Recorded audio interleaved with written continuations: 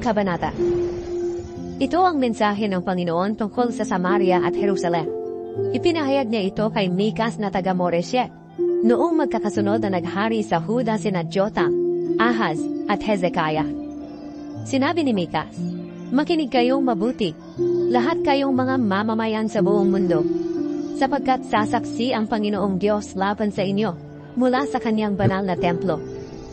Parurusahan ang Israel at Huda. Makinig kayo. Lalabas ang Panginoon mula sa kanyang tahanan. Bababa siya at lalakad sa matataas na bahagi ng mundo. Ang mga bundok na kanyang malalakaran ay matutunaw na parang mga kandila na nadikit sa apoy, at magiging lubak-lubak ang mga patag na kanyang malalakaran, na parang binahanan ng tubig na umagos mula sa matarik na lugar. Mangyayari ang lahat ng ito dahil sa mga kasalanan ng mga mamamayan ng Israel at Huda. Ang mga taga-Samaria ang nabudyok sa ibang mga mamamayan ng Israel para magkasala. At ang mga taga-Jerusalem naman ang nabudyok sa ibang mga mamamayan ng Huda para sumamba sa mga Diyos-Diyosan. Kaya sinabi ng Panginoon, "Gigibain ko ang Samaria at tataniman na lang ito ng mga ubas. Pagugulungin ko ang mga bato nito papunta sa kapatagan, hanggang sa makita ang mga pundasyon nito. Madudurog ang lahat ng imahe ng Diyos-Diyosa ng Samaria, at masusunog ang lahat ng ibinayad ng mga lalaki sa kanilang pakikipagtalik sa mga babaeng bayaran sa templo. Nakapagtipon ng mga imahe ng Samaria sa pamamagitan ng mga ibinayad sa mga babaeng bayaran sa templo. Kaya kukunin ng kanyang mga kalaban ng mga pilak at ginto, na binalot sa mga imahen para gamitin din ng kanyang mga kalaban na pambayad sa mga babaeng bayaran sa kanilang templo." Sinabi pa ni Mikas, "Dahil sa pagkawasak ng Samaria, iiyak ako at magdadalamhati. Maglalakad ako ng nakapaa at nakahubad para ipakita ang aking kalungkutan. Iiyak ako ng malakas na parang asong gubat at tulad ng paghuni ng kuwago, sapagkat ang pagkagiba ng Samaria ay parang sugat na hindi na gagaling. At mangyayari rin ito sa Huda hanggang sa Jerusalem, na siyang kabisera na lungsod ng aking mga kababayan. Mga taga-Huda, huwag ninyong ibalita sa ating mga kalaban na mga taga-Gat ang tungkol sa darating na kapahamakan sa atin. Huwag ninyong ipapakita na umiiyak kayo. Doon ninyo ipakita sa bayan ng Beth-leafra ang inyong kalungkutan sa pamamagitan ng paggulong sa lupa. Mga mamamayan ng Shafir, bibihagin kayo at dadalhing nakahubad, kaya mapapahiya kayo. Ang mga mamamayan ng Zaanan ay matatakot lumabas sa kanilang bayan para tulungan kayo. Ang mga taga-Bet-Ezel ay hindi rin makakatulong sa inyo, dahil sila rin ay umiiyak sa kapahamahang dumating sa kanila. Ang totoo, ang mga taga-Marot ay matiyagang naghihintay sa pagtigil ng digmaan. Pero mabibigo sila dahil niloob ng Panginoon na makarating ang mga kalaban sa pintuan ng Jerusalem. Mga mamamayan ng Lachish, isingkaw ninyo ang mga kabayo sa karuwahe at tumakas kayo. Ginaya ninyo ang kasalanang ginawa ng mga taga-Israel, at dahil sa inyo'y nagkasala rin ang mga taga-Zion. Kayong mga taga-Huda, magpaalam na kayo sa bayan ng Moreshet Gat, dahil sasakupin na rin iyan ng mga kalaban. Sasakupin din ang bayan ng Aksib, kaya wala nang maaasahang tulong ang inyong mga hari mula sa bayan iyon. Kayong mga mamamayan ng Maresha, padadalhan kayo ng Panginoon ng kalaban na sasakop sa inyo. Mga taga-Huda, ang inyong mga pinuno ay magtatago sa kuweba ng Adulam. Kukunin sa inyo ang pinakamamahal ninyong mga anak at dadalhin sa ibang bayan. Kaya magluluksa kayo para sa kanila, at ipapakita ninyo ang inyong kalungkutan sa pamamagitan ng pagpapakalbo na parang ulo ng agila." Ikalawang Kabanata. Parurusahan ng Panginoon ang gumigipit sa mga dukha.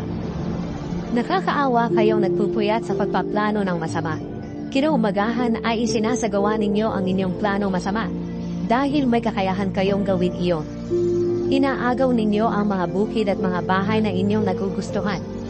Dinadaya ninyo ang mga tao para makuha ninyo ang kanilang bahay o lupaing minana. Kaya ito ang sinasabi ng Panginoon sa inyo. Makinig kayo. Pinaplano kong parusahan kayo at hindi kayo makakaligtas. Hindi na kayo makapagmamalaki, dahil sa panahong iyon ay lilipulin kayo. Sa araw na iyon, kukutsain kayo ng mga tao sa pamamagitan ng malungkot na kasabihan. Lubusan na kaming nalipod. Kinuha ng Panginoon ang aming mga lupain at ibinigay sa mga traidor. Kaya wala na kayong angkan na magmamana ng inyong bahagi sa oras na hatiin ng sambayanan ng Panginoon ang lupain na ibabalik sa kanila. Ngayon, pinapangaralan pa ninyo kami. Sinasabi ninyo, huwag na ninyo kaming pangaralan tungkol sa kapahamahan iyon, dahil hindi kami mapapahiya. Bakit? Isinusumpa na ba ng Panginoon ang lahi ni Jacob? Ubus na ba ang kanyang pasensya? Gawain ba niya ang pumuksa? Ito ang sagot ng Panginoon. Kung ginagawa lang sana ninyo ang mabuti, matatanggap ninyo ang aking mga pangako. Pero nilulusob ninyo ang aking maghihirap na mamamayan, na para bang mga kaaway. Akala nila pag-uwi nila sa kanilang bayan mula sa digmaan ay ligtas na sila. Pero iyon pala'y aagawan ninyo sila ng kanilang balabat.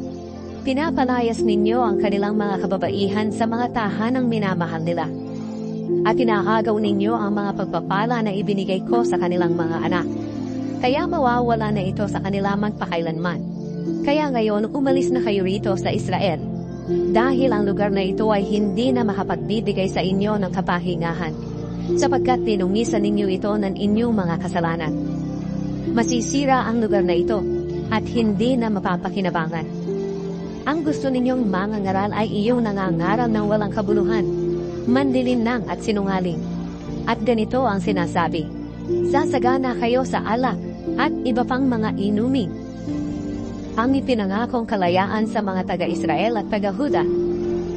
Sinabi ng Panginoon, kayong natitirang mga mamamayan ng Israel at Huda, titipunin ko kayo gaya ng mga tupa sa kulungan o kawa ng mga hayop sa pastulan. Mapupuno ng mga tao ang inyong lupain. Bubuksan ko ang pinto ng lungsod na bumihag sa inyo, at pangungunahan ko kayo sa inyong paglabas.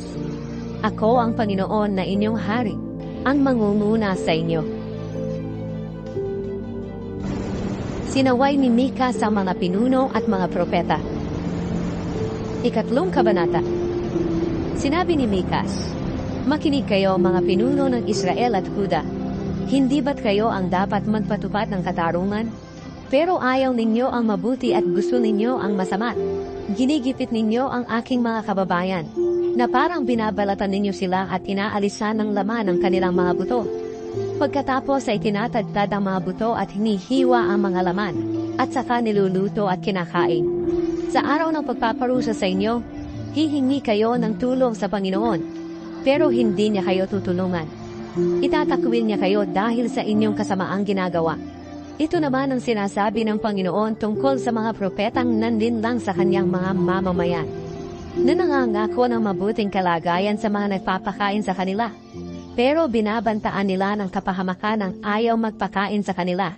Dahil iniligaw ninyo ang aking mga mamamayan, hindi na kayo magkakaroon ng mga pangitain, at hindi na kayo makapanggugula. Para kayong nasa dilim na wala kayong makikita. Mapapahiya kayong mga propeta at manghuhula. Magtatakip kayo ng mukha sa sobrang hiya, dahil wala na kayong natatanggap na mensahe mula sa Diyos. Pero ako ay puspos ng Espiritu ng Panginoon, na siyang nagbibigay sa akin ng kapangyarihan para maipatupad ko ang katarungan, at nagpapalakas ng loob ko, para masabi sa mga mamamayan ng Israel at Huda na nagkasala sila. Makinig kayo mga pinuno ng Israel at Huda. Ayaw ninyong pairalin ang katarungan, at binabaluktot ninyo ang katuwiran. Itinatayo ninyo ang Zion sa pamamagitan ng masamang parahan. Handa kayong pumatay maitayo lamang ito. Humahatol kayo panig sa mga nagbibigay ng suhod sa inyo, at kayo mga pari ay nagpapabayad sa pagtuturo. Ganoon din kayo mga propeta. Nanghuhula kayo dahil sa pera. Umaasa rin kayong tutulungan kayo ng Panginoon, dahil ayon sa inyo, kasama namin ang Panginoon. Kaya walang anumang masamang mangyayari sa amin. Kaya dahil sa inyo, gigibain ng Zion, ang lungsod ng Jerusalem. Magiging katulad ito ng inararong bukid, at magiging bunton ng mga gumuhong gusali, at magiging gubat ang mundo na kinatatayuan ng templo. Ang kautusan ng Panginoon ay magbibigay ng kapayapaan. Ika-4 na kabanata. Sa mga huling araw, ang bundok na kinatatayuan ng templo ng Panginoon ay magiging pinakamahalaga sa lahat ng bundok. Dadagsa rito ang mga tao mula sa iba't ibang bansa. Sasabihin nila, tayo na sa bundok ng Panginoon, sa templo ng Diyos ni Jacob. Tuturuan niya tayo roon ng kanyang mga pamamaraan upang sundin natin. Kaya magsisiuwi ang mga tao mula sa Zion, ang lungsod ng Jerusalem, na dala ang kautusan ng Panginoon. At sa pamamagitan ng mga kautusan niya, pagkakasunduin niya ang maraming bansa, pati na ang mga makapangyarihang bansa sa malayo. Kaya hindi na magdidigmaan ang mga bansa, at hindi na rin sila magsasanay ng mga sundalo para sa digmaan.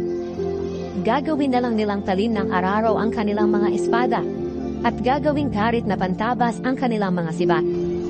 Ang bawat tao ay uupo sa ilalim ng kanilang tanim na ubas at puno ng igos nang walang kinatatakutan. Mangyayari ito dahil sinabi mismo ng Panginoong makapangyarihan.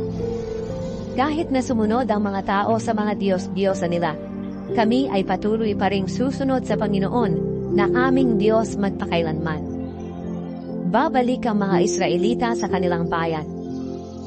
Sinabi ng Panginoon, sa darating na mga araw, titipunin ko ang aking mga mamamayan na aking pinarusahan, na parang mga tupang pilay at nagsipangala. Ang mga natira sa kanila ay gagawin kong makapangyarihang bansa. At mula sa araw na iyon ay maghahari ako sa kanila, sa bundok ng Zion magpakailanman. Ang Zion na katulad ng mataas na bantayang tore ng mga hayop ay magiging makapangyarihang muli. Ang bayan na ito na tinatawag ding Jerusalem ay mangungunang muli sa lahat ng bayan ng Israel. Katulad noon.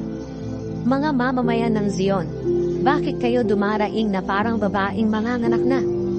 Nandiyan pa naman ang inyong mga hari, at buhay pa ang kaniyang mga tagapayo. Sige, mabilipit kayo sa sakit na parang babaeng manganganak na.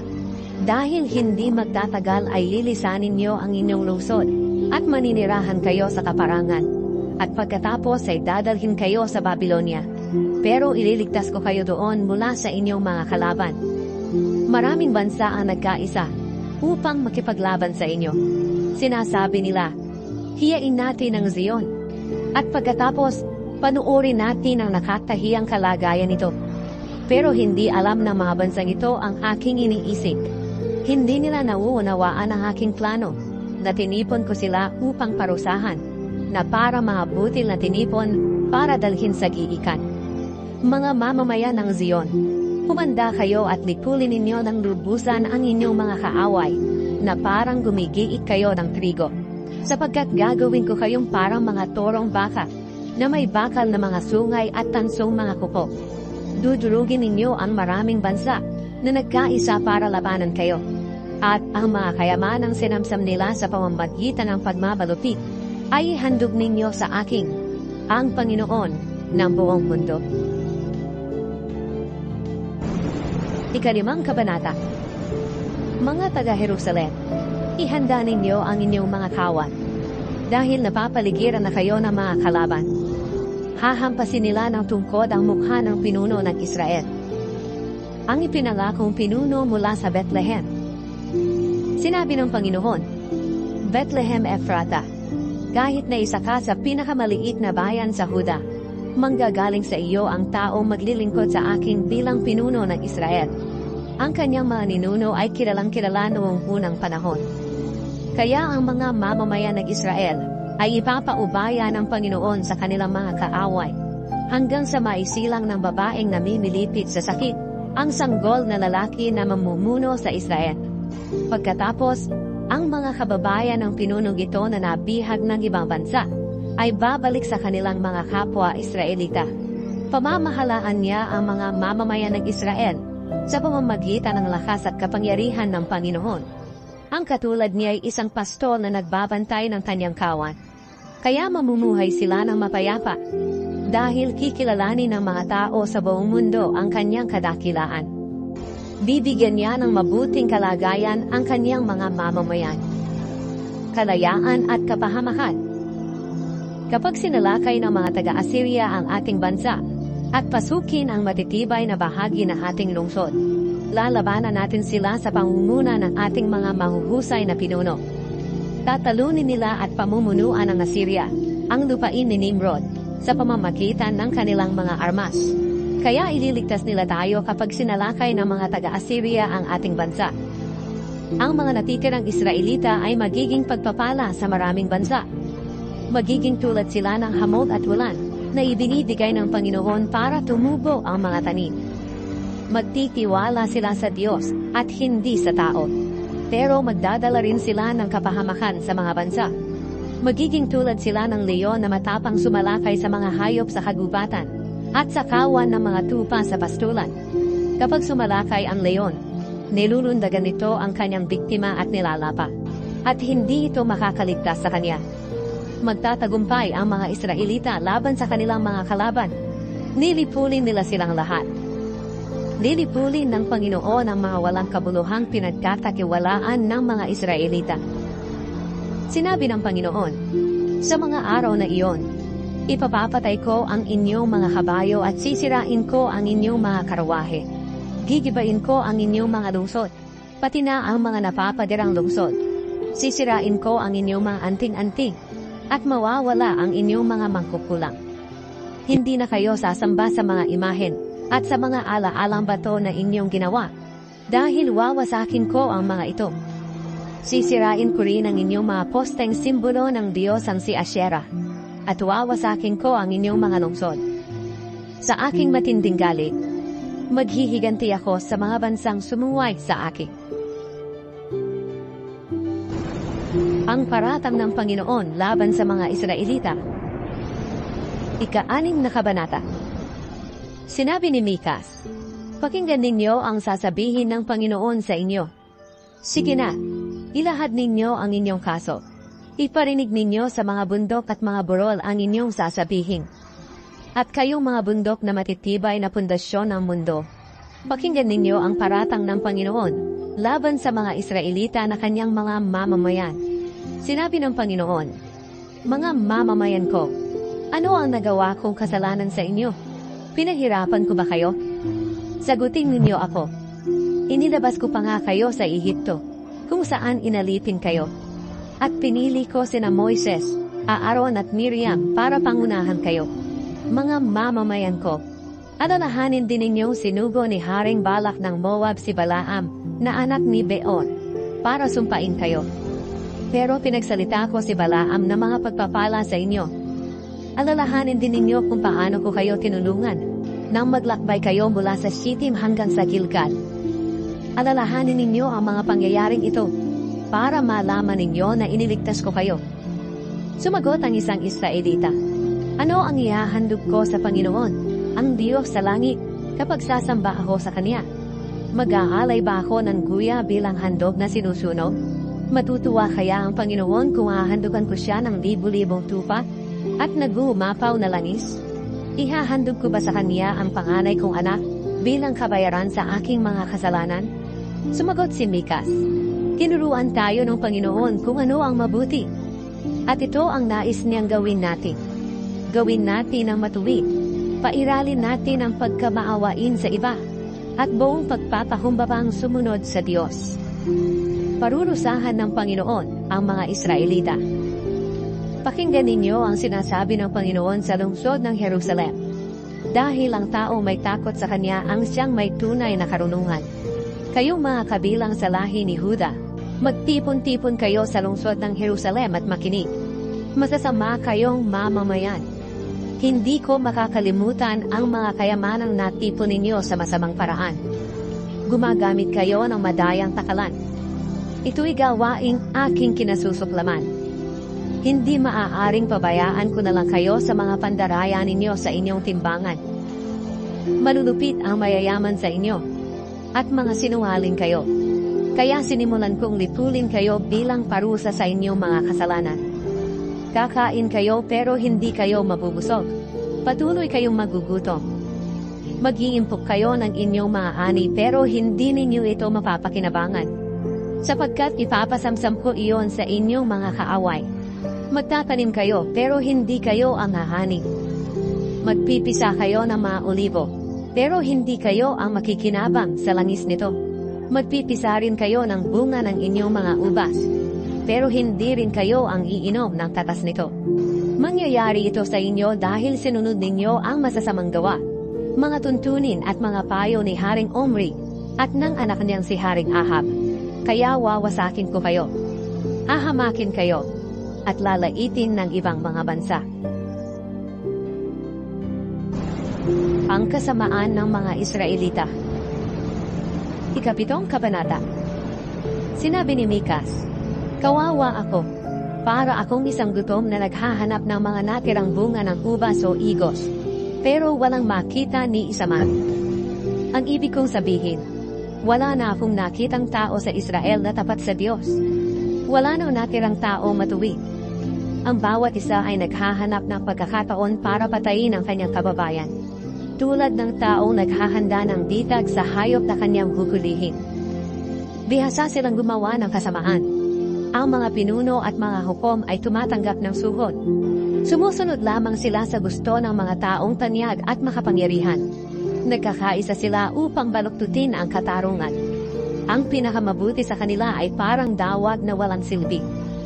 Dumating na ang panahon ng pagpaparusa ng Diyos sa mga taong ito. Gaya ng kanyang babala sa kanila sa pamamagitan ng mga propeta na parang mga gwardya sa tore. Dumating na ang panahon ng kanilang pagkalito dahil sa laganap na ang kasamaan. Huwag na kayong magtiwala sa inyong kapwa o sa inyong mga kaibigan. At mag-ingat kayo sa inyong sinasabi, kahit na sa inyong mahal na asawa. Sapagkat sa mga panahong ito, ang anak na lalaki ay hindi na gumagalang sa kanyang ama. Ang anak na babae ay nagre-rebelde sa kanyang ina. At ang manugang na babae ay nagre-rebelde rin sa kanyang biyanang babae. Ang kaaway ng isang tao ay ang kanya mismong kapamilya. Pero para sa akin, magtitiwala ako sa Panginoon na aking Diyos. Maghihintay ako sa Kanya na magliligtas sa akin. At tiyak na ako ay Kanyang diringgin. Ililigtas ng Panginoon ang mga Israelita. Sinabi ng mga Israelita, "Hindi tayo dapat kutsain ng ating mga kaaway. Kahit na nadapa tayo, muli tayong babangon. At kahit na nasa kadiliman tayo, ang Panginoon ang ating ilaw." Dahil sa nagkasala tayo sa Panginoon, dapat nating tiisin ang Kanyang parusa sa atin, hanggang sa ipagtanggol niya tayo at bigyan ng katarungan. Makikita natin ang pagliligtas niya sa atin, sa pamamagitan ng pagdala niya sa ating sa kaliwanagan. Makikita ito ng ating mga kaaway, at mapapahiya sila. Sapagkat kinukutya nila tayo noon, na nagsasabi, "Nasaan na ang Panginoon na inyong Diyos?" Hindi magtatagal at makikita natin ang kapahamakan nila. Magiging tulad sila ng putik na tinatapak-tapakan sa lansangan. Sinabi ni Mikas sa mga taga-Jerusalem, "Darating ang araw na muli ninyong itatayo ang mga pader ninyo. At sa panahong iyon, lalong lalawak ang inyong teritoryo. Sa panahon ding iyon, pupunta sa inyo ang mga tao mula sa Assyria at sa mga lungsod ng Ehipto, at mula sa Ehipto hanggang sa ilog ng Euphrates, at mula sa malalayong lugar.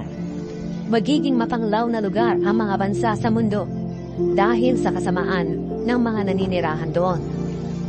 Nanalangin ang mga Israelita na kaawaan sila ng Diyos. Nanalangin ang mga Israelita, "Panginoon, bantayan niyo po kami na iyong mga mamamayan, katulad ng pagbabantay ng pastol sa kanyang mga tupa. Ang mga lupain sa aming paligid ay may masaganang pastulan, pero kami ay namumuhay sa kaparangan na kami-kami lang. Palawakin niyong muli ang aming teritoryo, hanggang sa Basyan at sa Gilead katulad doon. Magpakita po kayo sa amin ng mga himala katulad ng inyong ginawa nang ilabas niyo kami sa Ehipto. Makikita ito ng mga bansa at mapapahiya sila sa kabila ng kanilang kapangyarihan. At hindi na sila makikinig o magsasabi ng mga panlalait sa amin. Gagapang sila sa lupa na parang ahas dahil sa sobrang hiya. Lalabas sila sa kanilang lungga na nanginginig sa takot sa inyo, Panginoon naming Diyos. Wala na pong ibang Diyos na tulad ninyo. Pinatawad niyo ang kasalanan ng mga natitirang mamamayan na pag-aari ninyo. Hindi kayo nananatiling galit magpakailanman dahil ikinagagalak niyong mahalin kami. Muli niyo kaming kaawaan at alisin niyo po ang lahat naming mga kasalanan.